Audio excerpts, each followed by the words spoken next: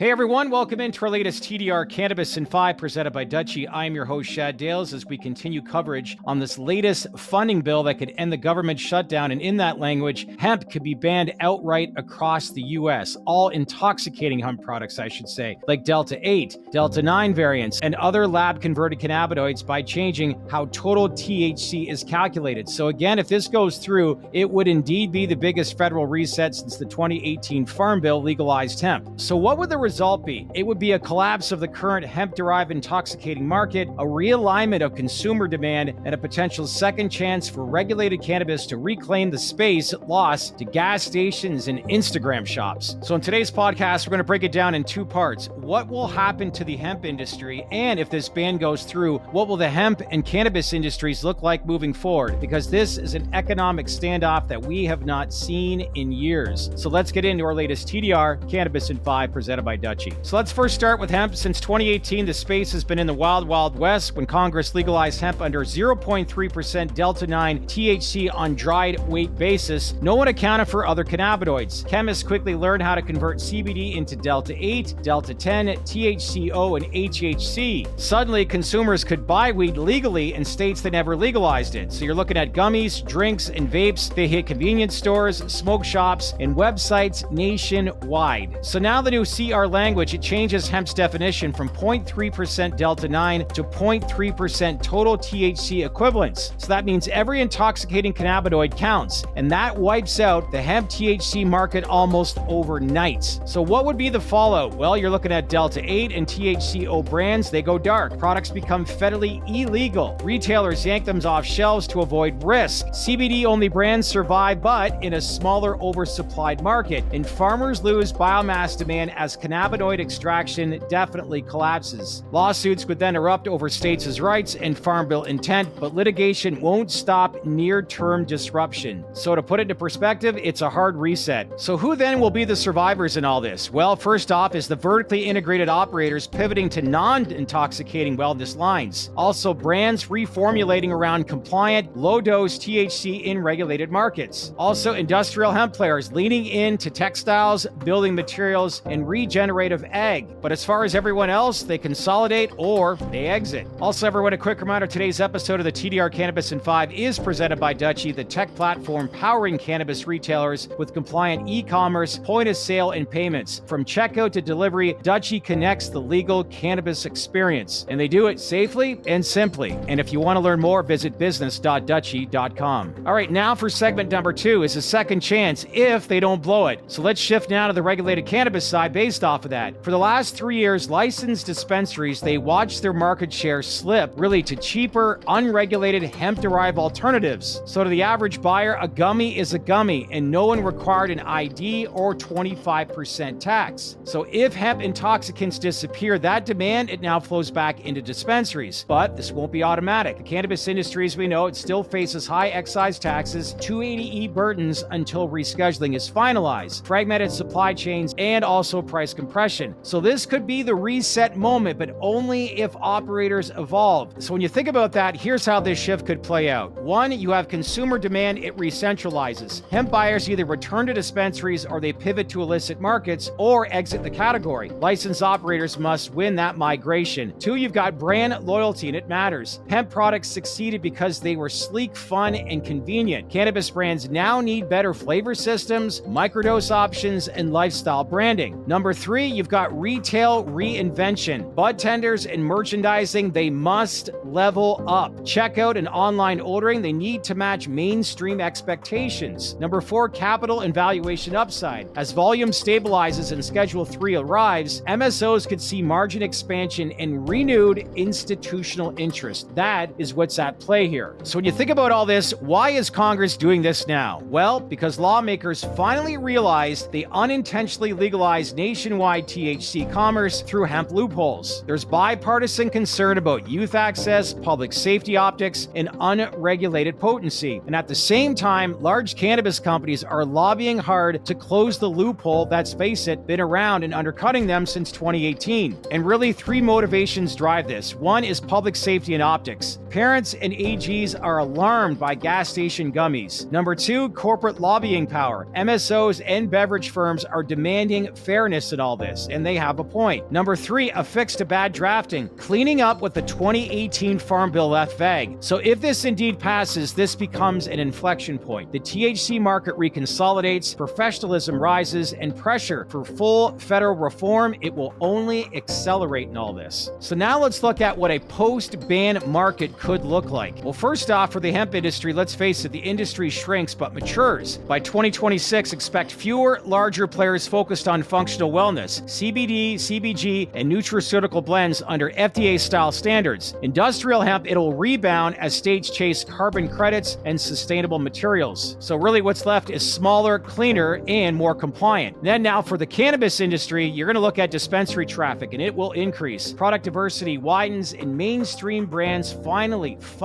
emerge. Big box retail and pharma, they begin quietly preparing for federal normalization. So you can expect tighter lab testing, national advertising rules, and cross-state wholesale frameworks to follow. So really the sector shifts from the gray market hustle to regulated CPG evolution. For investors, capital reallocates fast. Hemp startups disappear from OTC markets, while MSOs, testing labs, and ancillary techs, they regain their momentum. And when you have this policy clarity, it attracts institutional money that's been waiting on the sidelines since 2019. Where does time go? So the bottom line here is the post-ban era could look less chaotic, more professional, and far closer to how Washington envisioned legalization to begin with, even if it arrives through the collapse of hemp. So my takeaway here today, whether you're in hemp or cannabis, the gray zone is closing. The market is now moving towards clear rules, higher compliance, and sharper definitions of legal THC. And everyone, this is good. For the hemp industry, that means contraction, but also a path towards legitimacy. And for cannabis, it means opportunity if they execute on quality pricing and brand strategy. They have to do this. Because in conclusion, Congress isn't acting out of hostility here. It's reacting to chaos. The hemp boom, it proved demand is real, but it also proved regulation is inevitable. The winners in 2026 and beyond will be the companies that prepare for compliance, not the ones chasing for a loophole. So the next 6 to 12 months, it's really going to define what these industries actually become. What's your thoughts on it all? Leave your comments below on what you think the future looks like for both industries. And as well, if you like this breakdown, make sure to like, subscribe, and smash on that bell for all notifications here at TDR. All right, everyone, that's it for our latest episode. Hope you enjoyed it. In the meantime, enjoy your day, and we'll see you next time. I'm your host, Shad Dales, and thanks again for watching our TDR Cannabis in 5 presented by Dutchie.